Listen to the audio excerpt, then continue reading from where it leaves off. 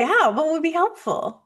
A few things. I kind of wanted to brainstorm through a few things. Hmm. So I'm making progress, which is good. I'm also like at a point where I'm like, okay, I really just want to get my schedule down to 25 clients a week, maybe even Hmm. eventually like 20 a week. And I'm kind of starting to get there, but I do have some weeks where I'm seeing like 29 clients. So Oof. I Hmm. know it's a bit much, but it's better than it used to be. Anyway, I'm trying to like I anytime as a therapist, I'm always evaluating, okay, who's ready to go from weekly to biweekly? Who's ready to go from biweekly to monthly? Who's ready to graduate? But in those moments where it doesn't feel like a lot of clients are ready to make that move, but I need to downsize my schedule, like what? Hmm. I'm wondering, do I need like different metrics on like who's ready, or do I just need a different strategy just to get my schedule to where I need it to be, even if maybe some of my clients aren't ready? Yeah, I mean, I think it's looking at is everybody making progress? And that would Mm-hmm. be the first thing I look at. And like, Mm-hmm. is that progress is that the progress you want for them? Because it might be Mm-hmm. that there's some people in your caseload that the progress is slow enough that they might actually benefit from a different therapist. And a Mm-hmm. referral might be necessary for them to get where they want to go in at a pace that makes more sense for them. Mm-hmm. Um, so I would look at that like, you know, and some people need to take a break from therapy. Like they're just kind of coming because they're coming, not necessarily because it's work that they're ready to do or able to do right now. So I would Mm, see if there are any of those on your caseload. mm, Um, I would look at the monthly people, and usually when it's monthly, they don't really need to be coming in. mm-hmm. Like, are there biweekly or monthly people that could fit into a group together that would free up a few hours and you only are working one because it's a group? Mm. So those are like the first things that come to mind. Okay. How do Sounds those good. land? Are there some that you're like, hmm? Yes, there's a couple. Yeah. The group thing is a little more tricky because I'm like, okay, now I have to figure out a place to like schedule a group, at least that's where I go. But like the other Hmm. ones of like really assessing who's making progress and like maybe referring out and having those kinds of conversations. And then once in a while I have conversations like that with certain clients where it's like, okay, it seems like you've met your goals. We're not necessarily coming up with new ones. Like, what if we see each other like less often, or what if we graduate you from therapy? And sometimes those clients are like, oh, but I'm not ready for that step. Hmm. Sometimes I'll say like, let's do a trial of it and see how it goes. But Hmm. at the same time, like, what do you say for those clients who maybe say things like, I'm not ready to take that step of seeing you less often? Yeah, I would explore it. I would be like, what feels scary about that for you? Mm-hmm. Um, Sometimes it's the connection. They just really like you, right? They feel safe with you. It's been such a wonderful place to get really hard work done. Mm-hmm. And it might be that they're like, they find, oh, I'm not ready because I'm not ready to let go of you. Mm-hmm. And if that's the case, that's where we get to like, hold back our own sweet tears about it and just be like, I really appreciate that. And I really valued working with you too. And part of my job is to put myself out of a job. And I am Mm-hmm. always here if you need me. If something happens and you are having a hard time coping, I am here. Please call me. Mm-hmm. But right now, like, you've got this. Mm-hmm. You are due, and I would go over like here's the progress you've made. Here are the things that you've done that you would never have done when you first came to see me.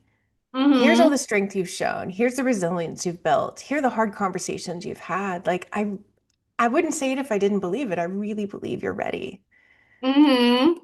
So to kind of like help them see in their, in their language, your clinical reasoning. Mm-hmm. Yeah, I Yeah. need to have those conversations more because sometimes I feel like my heart being tugged of like, okay, like, Yeah. yeah, so I need to kind of frame it in those ways more. Yeah. And I mean, we like our clients too, right? Like that's the beauty. I know that you have really built a practice where you love your people. Like Mm-hmm. you've been very intentional with your practice. And so it's hard to let go. Like when there's the slightest, no, I want to stay. It's easy to be like, okay, when you really No, and like I feel like them. I give into that a little bit too much sometimes. Less than I used Mhm. to, but it's still kind of there. Any like Yeah. feedback there? Yeah, I mean, I think that we're human and like it's Mm-hmm. okay that that might be our internal reaction or our external reaction. But I think really maybe before you meet with a client, writing down all the reasons that it's graduation time. Mm, Um, and if there are people who like analogies, maybe making up an analogy, right? Like, it's like you're a senior in high school and you've got 1 month left, and there's a lot that you're leaving that has really meant a lot to you. And it's also important for that next stage for you to move on. yes, for sure. I like that. That's a good analogy. I've never really used it in that way before. Yay, it just came to me. So here we go. Divine. Yes, for sure. Yeah. I will take it. Yeah. Awesome. So giving them like it's empowering them ultimately. Like it's not a kicking out. And I think sometimes we get squirrely about that. Like we don't want anybody to feel rejected. It's Hmm. really like celebrating the work they've done. Yes, for sure. Yeah. Awesome. So there is like also um there is one client in particular that I think I don't want to work with anymore. So I'd Hmm. love to kind of flesh that out. So this is a client who kind of just schedules as he goes along. So at this Hmm. point, I only have one scheduled session with him at this point. Uh-huh. It's just it's someone he's kind of like involved in like multiple relationships. And honestly, Hmm. that's just not something that like my values align with. Okay. And of course, like I always try to meet my clients where they're at, but that's just like one area where our values just like don't align. And he's not Hmm. really wanting to do a lot of like accountability or inner work. Like he'll talk about like, certain things and how it hurts his feelings, but not always like Hmm. noticing how he might be impacting someone else, and we'll be like, Got well, it. I'm not responsible for their feelings. It's like, you're responsible for your actions, like I don't know if Hmm. we kind of said it in a nicer way. Like any Yeah. advice Is there, it even? like is he polyamorous? Is it like ethical non-monogamy, or is it like he's cheating on a lot of people? I think he's cheating on a lot of people because like Okay. one person in particular that he's with was like, I want to be the only one for you. And he kind Hmm. of like, I guess, and was gonna break up with him, but then he talked his way back into it. And I also asked like, no right or wrong answers. What is your long-term goal? Like, and he says he wants to be in one like long-term committed relationship. And I've been Hmm. bringing out, okay, like, what you're doing now is not really in alignment with your long-term goal. So Right. I would say it's more of him cheating on multiple people Hmm. unless you see it otherwise. Well, I mean, if there's no consent from everybody, then it's not like that it's okay to be with other people, then it's not the Mm, ethical route. So, I mean, I wonder if you do some research and find somebody who does specialize in ethical non-monogamy. mm-hmm. And you say, if he comes to the session, he's like, I can't keep doing it, to say like I wonder, it seems like this is really hard for you. Like it's really hard for you to stay faithful when that's your goal. I wonder if it'd be worth exploring what it would be like to be ethically non-monogamous. And I don't specialize in that. I'm not well versed in it. Mm, Because I see the disparity between what you're doing and what you say you want, but I wonder if you've really explored if that's truly what you want. mm-hmm. And it might not, I mean, it might be absolutely what he wants, and he's got some other underlying stuff, but I would say like most therapists who specialize in ethical non-monogamy are gonna like explore that with him. And if he's just having a hard time being faithful and it's not about wanting multiple relationships, Mm, then they can still guide him well, you know. mm-hmm. Um, but I think it's like basically saying like and I think you can also just be really open and say, I don't know how to help you with this. Like I don't feel like we're making any progress together in you living the values that you say you want. I feel like I'm missing something and I'm wondering if another therapist's eyes would be better. So Mm, I've got some people who specialize in ethical non-monogamy, if that's something you want to explore. And I have some other people who are really great with helping people work through relationship issues. And I'm going to give you mm-hmm. both sets of people so that you can make that decision. Got it. Okay, that's good. I'm just writing some of this down. Yeah. And then I just kind of have to talk this out loud because, like, what sometimes what happens in a client's personal lives, it's kind of happening in the therapeutic relationship too, where like, he Hmm. doesn't want to leave these relationships. I can imagine him saying, but I don't want to leave this therapeutic relationship. This feels good Hmm. for me because that's what's happening in his life too. So I'm Right. guessing I should just like reemphasize, like, okay, yeah, I that makes sense, like validate that and also be like, Hmm. and I really want to make sure you're getting the best help. And I'm just Yes. realizing that I'm not that person for you and I'm not Mhm. trained in, what you're going through, basically. Yeah, yeah. And I mean, I think it's fair to say like it's not ethical for me to continue to work with you if I don't know how to help you. Yeah. Like the next ethical way for me to help you is to give you referrals. Mm-hmm. Got it. Okay. I'm gonna write some of this down. Yeah. I had another question. This is a little bit off topic. You know what the free one-on-ones that you do, is it okay that I Mhm. schedule myself in every 100%. 6 months? Okay, sounds Yes. good. Yeah, I saw it's like if you've scheduled in the last 6 months, we ask for you to refrain. I'm like, okay, I think it's been more than 6 months. I'm gonna go Yeah. ahead and jump on a call. Yeah, yeah. Yeah. Cool. Okay, so the other question I had is so I've actually been making really good progress of like scaling down the number of Hmm. clients I see. I'm finally saying no to new clients and I'm Yay. saying no to wait lists. Like that's huge Hmm. for me. Like those were so hard for me before and I'm doing it now. Yeah. Yay. Good. So excited. So what I really would love to get down to is I would love to get down to even like 20 clients a week and I'd like to Hmm. spend that extra time building my second business even, like Hmm. my in business where I'm helping other therapists and I've Yeah. haven't been able to spend much time on it because I'm so busy with clients and my Yeah. kids and just personal admin stuff and business admin stuff. So I'm finding that now that I'm reducing my caseload and like this week I only have I think 23 scheduled. So I'm using Hmm. that extra time to do other things, but I do find myself using that time to catch up on things I haven't gotten to catch up on, which feels Hmm. good in its own way. Like I'm not like cramming all that in like I used to. Like I'm creating space for that other stuff that I need to attend to. But there's also this part of me like, oh, I'm still not making time for my second business. Any like advice or words of wisdom there? I mean, I think right now when you're this busy, it doesn't make sense to like feel guilty for not being able Mm-hmm. to put as much into the second business. I mean, Mm-hmm. you know me well enough to know like my whole if it doesn't get scheduled, it doesn't get done thing. But there's Yeah. just not a lot of space for you to schedule things. Yeah.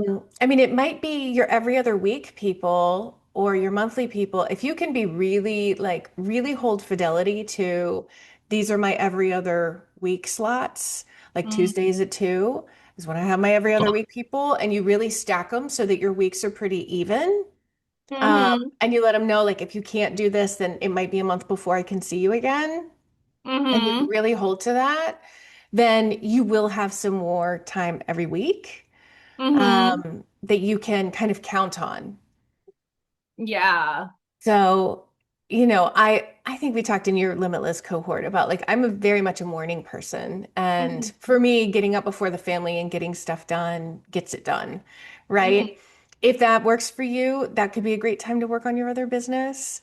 But it's Mm-hmm. like you don't want to promote your other business a ton when you can't really devote time to then the fulfillment of whatever your business is promising, right? Like if people are wanting a call with you or things like that, if you don't have time to fit in the things you want your other business to do, then I don't want you doing too much like promotion of it because you're just so full up. Yeah, for sure. I wonder if like benchmarking or timelining would help shrink your practice faster. Okay, can you share more about that? Yeah, so like, I mean, you can have a timeline of like, it's February 10th today, and by, you know, May 10th, my goal is to have this many clients. Mm, Like I want to be down to a solid 25 every week. And then mm, to like kind of then backfill of like, okay, so if that's my goal and I look at my current caseload, who on my caseload might meet their goals by then? What do I need to do as a therapist to help keep them moving? mm, And so it can actually like improve your clinical work, not to rush them, mm, but to like just, be a little less chit-chatty or whatever that might make it less efficient in session. mm, So you can do it that way, or you can say like, okay, once I'm down to 27 clients on average every week. I'm going to add these 2 hours for my other business, and I'm going to Mm, add them at these times. And just being really rigid with your schedule, mm. ultimately. Like you have enough demand coming in all the time that you are so overfull, and you've been overfull since I've known you. So Yeah. like there's this you don't have to worry about getting clients. So that's the next thing I wanted to share. So I've Hmm. noticed that I haven't gotten like any client inquiries for maybe Hmm. like a month, which is kind of Okay. unusual. And lately it's been Hmm. great because my goal is to Right. say no to new clients, no to a wait list, but I'm also getting a little worried. What if Hmm. I do a great job of like discharging certain clients or shrinking down my caseload, but then it shrinks down more than that and I can't fill Hmm. those spots. That's a worry that comes up for me. Are you actively marketing right now? No. Okay. So you just pull the levers that have worked, Yeah, for right? sure. Like if you're like, okay, I have a spot open and somebody who's about to graduate and I haven't had anybody fill it, you know what's gotten you full in the past, right? Just pull Yeah, those levers.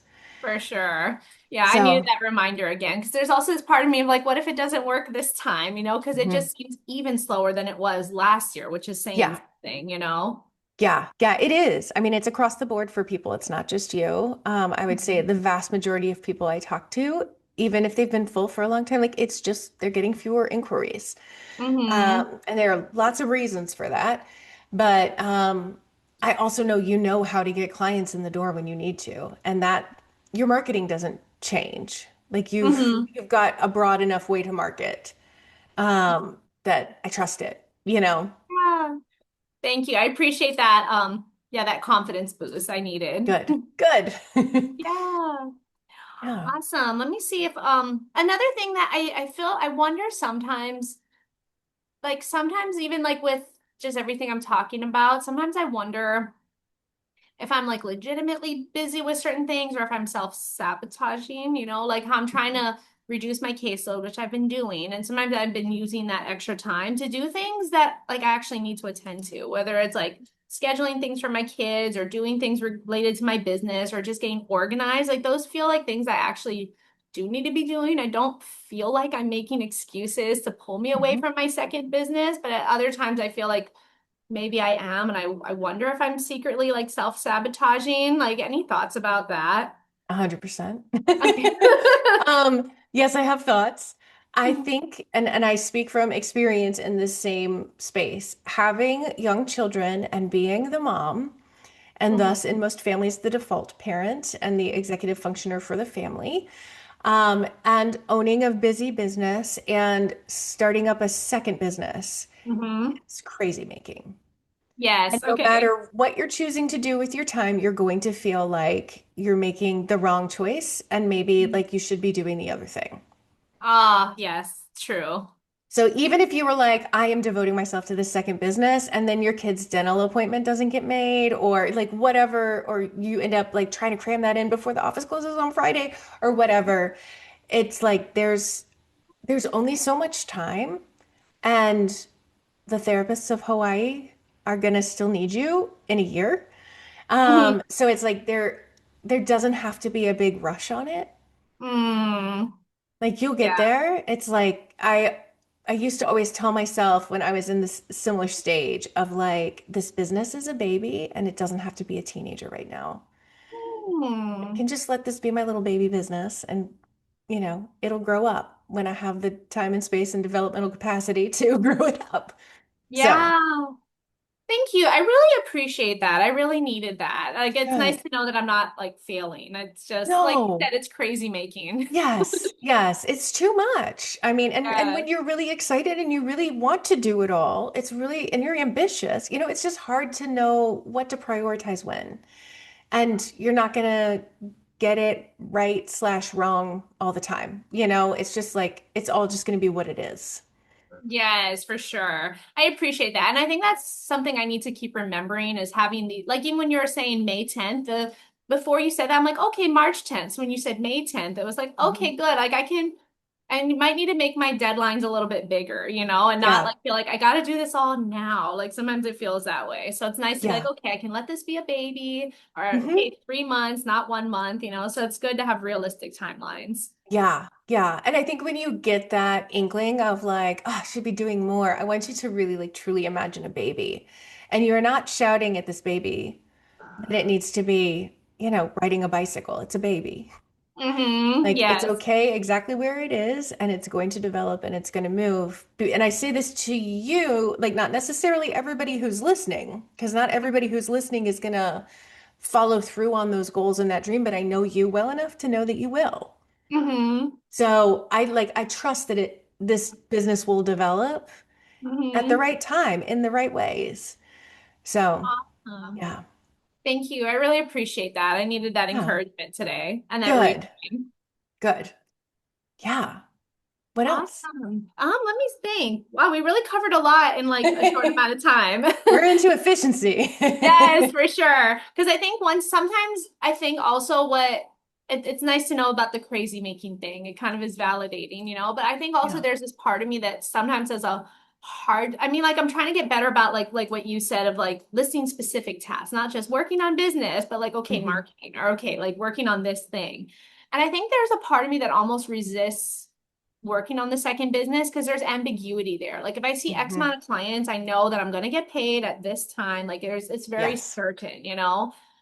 Whereas with the second business, dedicating that time, like, will I earn money? Will I not? Like, will Hmm. I bring in people? Will I not? There's like ambiguity. I mean, even though the data has shown me, like I've sold with one of my courses, I think I've sold about like 50 over the last 3 years. And that's with Hmm. like word of mouth and very basic marketing, like my email Yeah. list, or going on my Hmm. Facebook group, like not even Instagram, nothing social. And so, I mean, the data is showing me, okay, there is like a market for it. So, Hmm. but there's still this ambiguity there that I feel like that's why I avoid sometimes working on it. Any thoughts Hmm. about that? Yeah, I mean, I think like clarity is number one, especially when Mm-hmm. you're busy. So Mm-hmm. maybe like the first hour that you're able to set aside towards your business, you Mm-hmm. literally are just brainstorming exactly what are your marketing strategies and what does that look like? Right? Like, Mm-hmm. are you going into a Facebook group, like a Hawaii therapist Facebook group, and Mm-hmm. on their Marketing Monday every week or whatever, posting about the course? So, like, just Mm-hmm. getting really granular. Are you networking with people who are well connected to the therapist community, specific to what your course provides? Mm-hmm. So, just being really mindful about like what are the marketing strategies and when are you doing what? Because like Mm-hmm. posting on the Marketing Monday, it takes no time, right? Like Mm-hmm. that's 2 minutes. Yeah. Um, and then like that's one thing you do every single week, maybe that's actually helpful to driving sales. Mm-hmm. And if you're networking with specific people in the community, specific to the course, then that's another thing. Like even if it's just a virtual coffee. Mm-hmm. So I would like brainstorm in 1 hour, prioritize and clarify in the next hour that you have devoted Mm-hmm. to it, even if it's 2 weeks later. Um, and just gain clarity over time. Again, it doesn't have to be in one sitting. Gain clarity about like what is the plan to market this thing. Because once you have that clarity, you're an executor, right? Like you will execute on it. Mm-hmm. So, but you can't execute if you don't have clarity. Then you just, Yeah. that guilt that like I should be doing something and I'm not, that you've been Mhm. feeling, like that's going to remain. Yeah, for sure. And it's nice, and I think I have to think of that as progress. Hey, I spent this hour being getting Yes. clarity. Like that actually is a huge step. It's not like that's not a small step. That's a big step. And I need to Yes. reframe it that way too. And it's going to feel so good to have clarity. So Yes. like just just knowing what the plan is going to Mhm. be such a relief because Yes.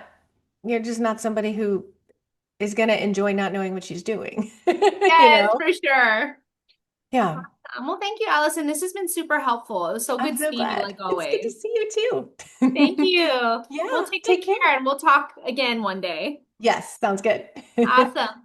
Take care. Bye. Bye bye.